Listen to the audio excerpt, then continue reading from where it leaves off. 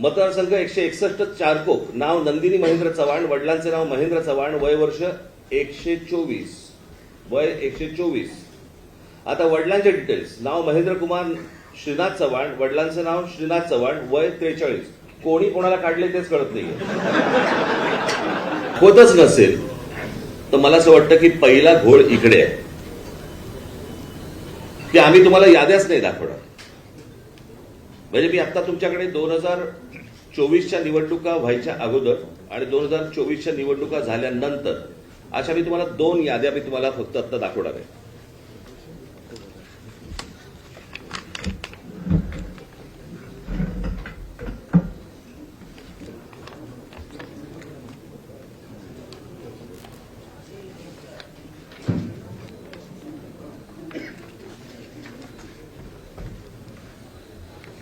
निवडणूक 2024च्या निवडणुका ज्या वेळेला झाल्या त्यावेळेला ज्या निवडणुकांची जी मतदारांची यादी होती ती मी यादीचा काही एक छोटासा तपशील मी फक्त आपल्यासमोर मी वाचून दाखवणार आहे.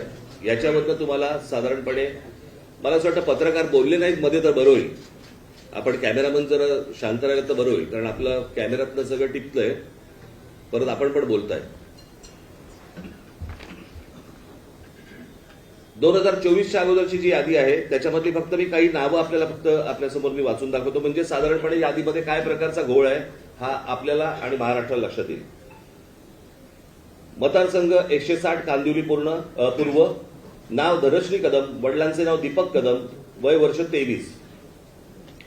आता वडिलांचे डिटेल्स: नाव दीपक रघुनाथ कदम, वडिलांचे नाव रघुनाथ कदम, वय 117. मतदारसंघ 161 चारकोप, नाव नंदिनी महेंद्र चव्हाण, वडिलांचे नाव महेंद्र चव्हाण, वय वर्ष 124, वय 124. आता वडिलांचे डिटेल्स: नाव महेंद्र कुमार श्रीनाथ चव्हाण, वडिलांचे नाव श्रीनाथ चव्हाण, वय 43. कोणी कोणाला काढले तेच कळत नाहीये.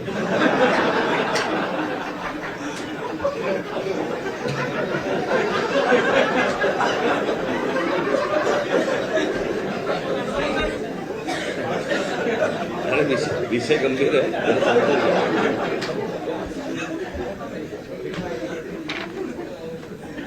हा 2024च्या निवडणुकीच्या अगोदरचा घोळ. 2024 नंतर त्यांनी त्यांच्या वेबसाईटवरती यादी जाहीर केली ज्याच्यामध्ये फक्त नावं आहेत, फोटो नाही, पत्ता नाही, काही नाही. आणि मग काल आम्ही ज्यावेळेला केंद्रीय निवडणूक आयोगाशी बोलत होतो त्यावेळेला त्यांनी सांगितलं की नाही हे राज्य निवडणूक आयोगाकडे येतं. आता राज्य निवडणूक आयोगाकडे आम्ही भेटल्यानंतर राज्य निवडणूक आयोग म्हणते हे केंद्रीय निवडणूक आयोगाकडे येतं. दोघेही प्रतिनिधी हे केंद्रीय निवडणूक आयोगाचेच प्रतिनिधी आहेत. आणि म्हणजे महाराष्ट्रातल्या राजकीय पक्षांना या संपूर्ण मतदार याद्या न दाखवण्याचं याच्यातनं काय मिळणार तुम्हाला? यातनं फक्त घोळ होणार आहे. आणि आता आम्ही फक्त त्यांच्यासमोर एवढंच सांगितलं की या मतदार याद्या जोपर्यंत सुधारणा होत नाही, तुमची सुधारणा होत नाही, तोपर्यंत निवडणुका तुम्ही घेऊ नका.